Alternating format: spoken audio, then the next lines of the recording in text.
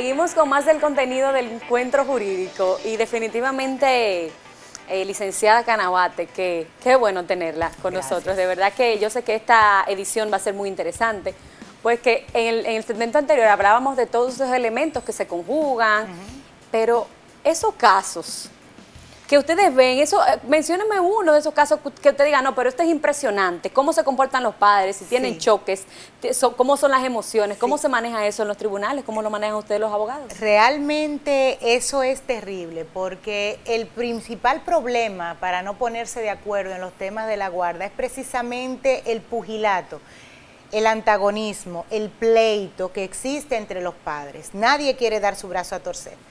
Hay papás que lamentablemente hacen un divorcio emocional y psicológico. Tan pronto se separan de la madre, entienden que se separaron de los hijos. Error. Muy grave. Entonces entienden que, yo siempre le decía una vez a un cliente que el dinero que más rinde es el dinero de la pensión. Desde la perspectiva del hombre, o sea, un hombre, una vez en un caso que estuve manejando, le pusieron a pagar una pensión de unos 3.500 pesos mensuales por 2 niños que tenía con una señora. Y entró en incumplimiento. Yo le pregunto, ¿por qué usted está incumpliendo? Dice, es que yo no soy tonto, decía el caballero. Porque con mis 3.500 pesos que yo le pago de pensión, ella va al salón, se compra ropa, sale a beber cerveza con los amigos y a mis hijos no le está dando nada. Entonces yo digo que ese es el dinero que más rinde desde la perspectiva del caballero que lo paga. Entonces tú ves hombres que se divorcian emocionalmente de los niños y no quieren pagar la pensión, a veces como una manera de obligar a la madre a que vuelva con ellos, y eso es un tipo de violencia que se genera en el país del que se habla poco, que es violencia más que psicológica, económica. Una violencia económica, pero eso también es harina de otro costal. Entonces, este tipo de situaciones, y tú los ves renuentes y dices, no le voy a pagar un centavo más porque es que ya le estoy pagando demasiado. O sea, eso es la constante, y generalmente ese problema se termina inmediatamente la señora decide volver con él. La señora decide volver con él y al hombre le mejoran el trabajo, le mejora el carro, le va mejor. Otra cosa que se utiliza mucho en los tribunales es que los caballeros, cuando andan bien montados, como se evalúa la situación socioeconómica, dejan el carro a 2 esquinas del tribunal y llegan a pie, para que se le vea llegando sudoroso, ese desbarate, como decimos nosotros los dominicanos, exactamente. ¿Verdad? Y tú los ves y te dicen, no, yo tengo audiencia de pensiones, tengo que ir a pie, y se van a pie a los tribunales. Pero también tenemos por el otro lado, que aunque sean los menos, esos casos existen, hombres que realmente son responsables con su obligación.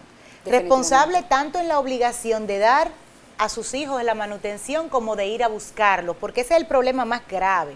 El problema más grave del divorcio emocional no es la reticencia o la falta de pago de la pensión, es que no buscan a los niños.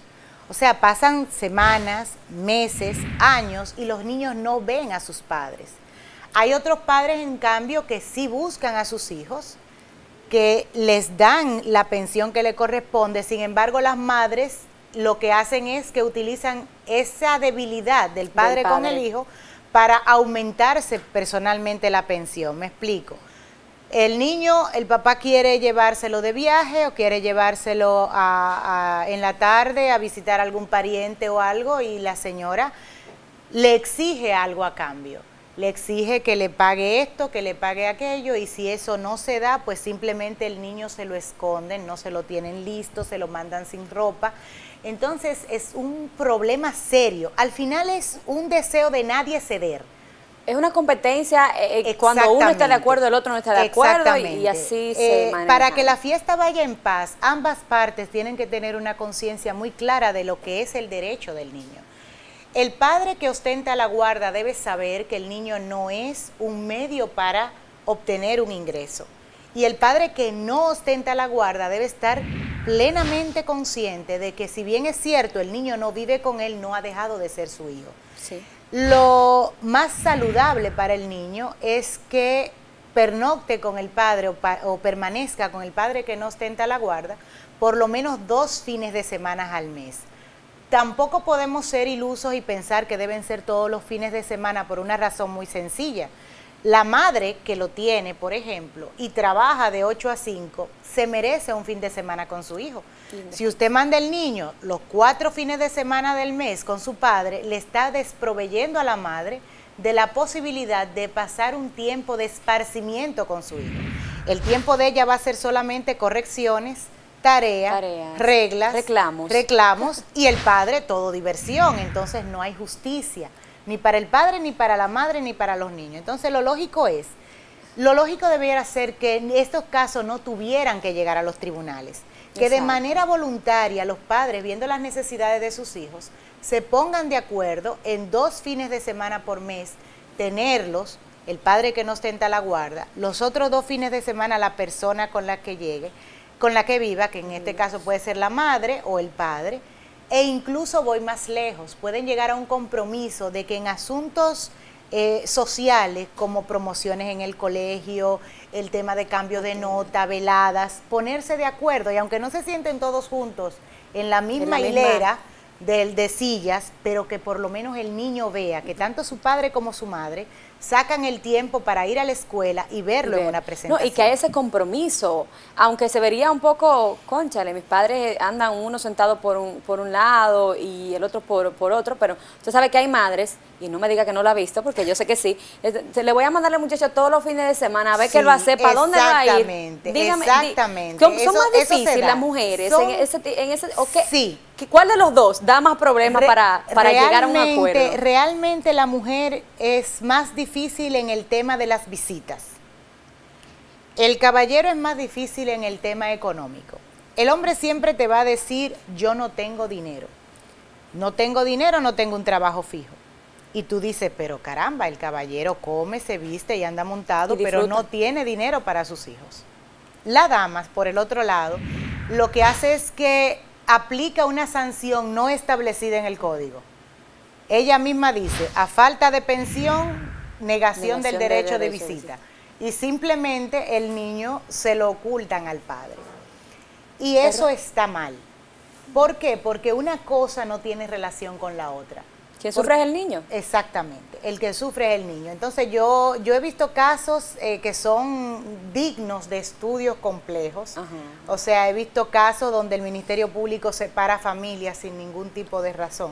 O sea, para evitar que cualquiera de las dos partes tenga que pagar la pensión. Si son 4 hijos, dividen 2 y 2. Si son 6, dividen 3 y 3. Es decir, tengo mi hijo y tengo mi esposo. Exacto. Tenemos 4 hijos. Yo me quedo con 2 y él se queda con 2. Y el nadie Ministerio le paga Público lo hace nadie. nadie le paga a nadie, pero y esas mujeres que dicen, no, espérate, porque estos gastos en los que yo estoy incurriendo, estos también son los 2 hijos tuyos. Exacto. Entonces no le veo la razón, no le veo el sentido. Y si a eso le agregamos que son personas que no pueden ponerse de acuerdo. Por ejemplo, yo tenía un caso que me costó conciliar. Ese tenían un solo hijo, ese era genial. Porque estamos hablando de que el caballero nunca dio pensión en monetario. El caballero llevaba compra a la casa de su pareja o su expareja, le llevaba la compra, el niño estaba pequeño, ni siquiera estaba en edad escolar. Y él le llevaba la compra, le llevaba juguetitos, le llevaba cualquier cosa. La señora le pone una demanda en pensión y él le responde con una demanda en guarda para pretender la guarda de su hijo. Sí. Pero ¿qué resulta? Que inmediatamente él puso la demanda en guarda, la señora puso una querella por violencia doméstica. Entonces ahí tenemos tremendo inconveniente. Un buen padre caso. Que quiere ver a su hijo, no solamente quiere verlo, sino que quiere estar con él, pero tenía prácticamente 6 meses que no lo veía, mandándole una compra semanal. Y una señora que le dice, sí, no hay problema de que tú vengas a ver a tu hijo con una orden de alejamiento metida en un expediente.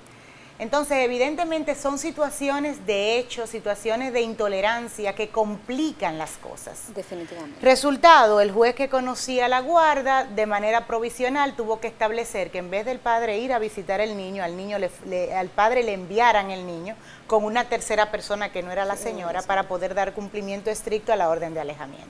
Okay. Y él depositaba por Vimenca el dinero de la manutención para ni siquiera tener que rozarse con la señora, porque en una de esas de llevadas de dinero podía tener el inconveniente de que le dijeran que estaba violentando la orden de alejamiento.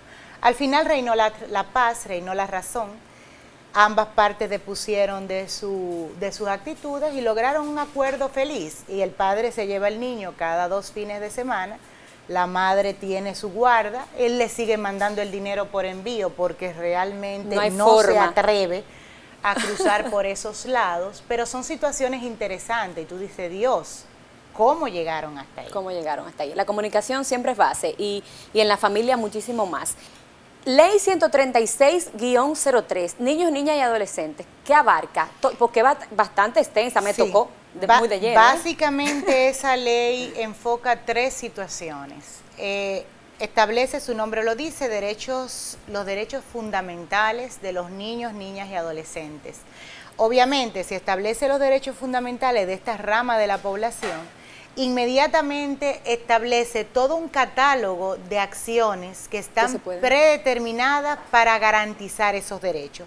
Todo lo que estamos hablando, por ejemplo, el niño tiene derecho a una identidad, el niño tiene derecho a convivir con sus padres y a educación. Salud, eso se garantiza con el tema de la guarda, que en principio es de ambos padres, y luego con el tema de la pensión alimentaria, que es obligación de todo el mundo también, y con la misma regulación del derecho de visita, porque de esa manera no pierde vínculo, y si no pierde vínculo, no pierde identidad. Básicamente eso es lo primero, los derechos, la consagración de los derechos fundamentales de los niños, niñas y adolescentes y todas las herramientas y figuras jurídicas que hacen posible que esos derechos sean una realidad. Por otro lado, tenemos una lista de obligaciones de los padres e incluso algo muy severo que no he visto en mi tiempo de ejercicio todavía a nadie intentar esa acción, pero es la pérdida definitiva de los derechos parentales. O sea, cuando un padre no busca a su hijo, cuando no le asiste económicamente, cuando no está presente en la vida del niño, el otro padre puede tomar simplemente que la decisión de demandar ante los tribunales de la República para que a él le cese la autoridad parental. Y es como si esta persona ya no tuviera ningún tipo de vinculación. Eso sería algo muy drástico, evidentemente, y sería algo muy difícil de explicar a un niño. Sí. Entiendo que por eso nadie utiliza esta herramienta, pero está ahí. Y el otro elemento que trabaja la ley también es el tema del conflicto social, del conflicto con la ley en la que entra un menor de edad que infringe, que comete delitos. Entonces, esos son los 3 ejes principales de la ley 136-03. ¿Okay? Se establecen los derechos, se crean las herramientas para hacer que esos derechos sean efectivos y a la vez las obligaciones de todo el que esté involucrado en el desarrollo de la vida del menor, y con relación a la sociedad establece cuáles actuaciones del menor de edad constituyen violaciones y cómo se les persigue. La esencia es que el niño es un producto de la sociedad. Es un producto de la sociedad, primero su familia, luego el entorno. En la medida en que ese entorno social del niño, que se va haciendo cada vez más amplio, va fallando en lo que es su desarrollo integral, lamentablemente en esa misma medida el niño se va disociando y por eso se crean conductas delictivas que nos han dado tantos dolores de cabeza en las últimas décadas. Pero que igual es otro tema, poquito más amplio. Es como le digo, si nosotros nos sentamos aquí, pues vamos a abarcar muchas cosas muy profundas de todo lo que es esto de familia. Definitivamente yo entiendo que la comunicación de los padres es una base y ese criterio de poder guiarlos de la manera adecuada, pero algo muy importante, antes de culminar, ¿qué le aconseja usted a los padres de hoy en día? Este nuevo ciclo de padres que son muy jóvenes, que no están preparados, que quieren vivir una vida como soy padre, pero sigo viviendo como un adolescente. ¿Qué le aconseja a los padres para que puedan evitar este tipo de conflictos? Y de paso, ¿qué le aconseja a la juventud dominicana para que siga estudiando y siendo? Bien, primero hay que prepararse para poder preparar. Usted tiene que lograr su desarrollo y su integridad personal para poder compartir primero su vida con otra persona y segundo poder formar una tercera vida. Lo segundo es, si ya usted está en el plano de que tiene su familia, usted está en el plano de que está separado y ya tiene sus hijos, comunicación. Los hijos, yo he dicho siempre, no son mercancía.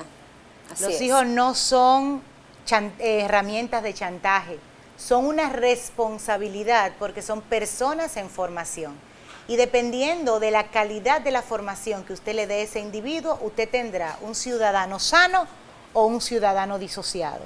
Así es. Entonces la responsabilidad es enorme. Comunicación, hay que dejar el orgullo y poner el niño por encima de mis intereses particulares y de otros también. Y de mi orgullo y de mi deseo de no perder o de no ceder o de no dar mi brazo a torcer, como dicen vulgarmente, en nuestros lenguaje, ¿verdad? En nuestro lenguaje coloquial. Entonces, ese consejo para la juventud dominicana que nos está viendo.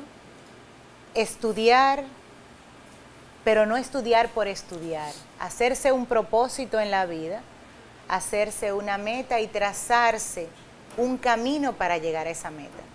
Así es. Porque un ser humano sin propósito, joven o anciano, es un ser humano sin futuro. Sin futuro. Así mismo es. Licenciada, gracias por aceptar la invitación a Encuentro Jurídico. Es una mujer con todo eso posgrado, cum laude, Dios mío. Gracias por la sintonía, a todo el público que nos está viendo. Nosotros ahora vamos a ir a una breve pausa y cuando retornemos, un estudiante meritorio que va a dar mucho de qué hablar por toda su capacidad. Continuamos.